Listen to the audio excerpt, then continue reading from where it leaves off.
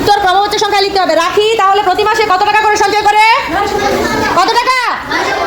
950 টাকা করে। এবং কততম মাসে তার সঞ্চিত টাকা 50,000 অতিক্রম করবে, মানে 50,000 কি হবে? বেশি হবে।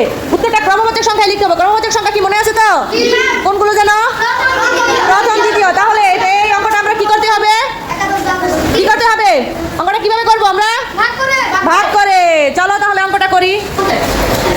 950 টাকা সঞ্চয় করে এক মাসে